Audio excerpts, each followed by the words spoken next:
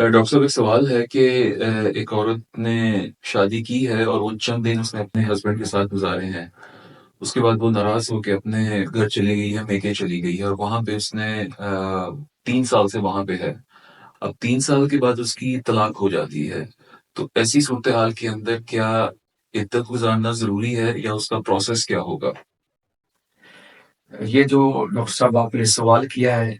اس میں دو ٹیکنیکلی چیزیں آپ نے سمجھ لینی ہے کہ اگر شادی کے بعد عورت کی زندگی کا جو ایک پروسیس سٹارٹ ہوتا ہے ازدواجی لائف کا، مرد اور عورت کا، جس کو ہم کہتے ہیں خلوت کی زندگی، یا اس کو آپ کہہ سکتے ہیں کہ وہ جو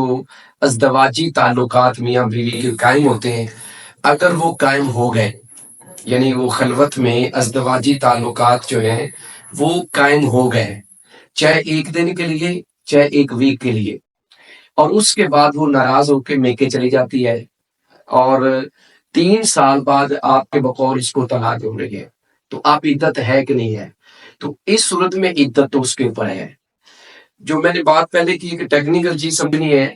کہ اس عورت کی عدت نہیں ہے کہ جس کا نکاح ہوا ہے لیکن اس نے اپنے خاوند کے ساتھ خلوت والی زندگی نہیں گزاری.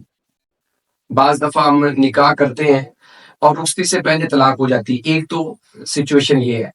دوسری سچویشن یہ ہے کہ نکاح ہوا، رخصتی ہوئی، لیکن بیوی جو ہے وہ خامد کو پسند نہیں کرتی تھی، یا بعض اوقات جو مرد ہوتا ہے وہ بیوی کو پسند نہیں کرتا اور وہ اپنی بیوی کے قریب نہیں جاتا، یعنی وہ خلوت والی جو زندگی وہ گزارتی نہیں ہے،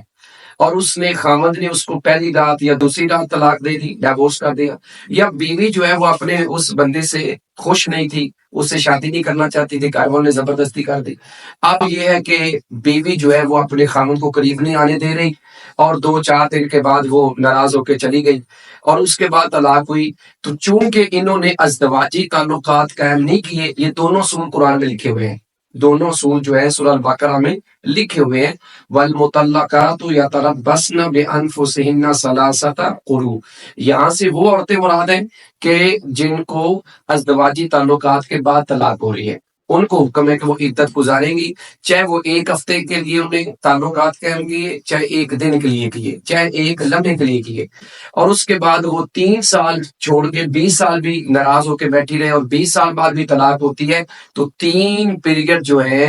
یعنی وہ جو جس کو ہم عربی کے اندر حیض کہتے ہیں، وہ 3 پیریڈ کا ٹائم پورا کر کے وہ آگے شادی کرے گی.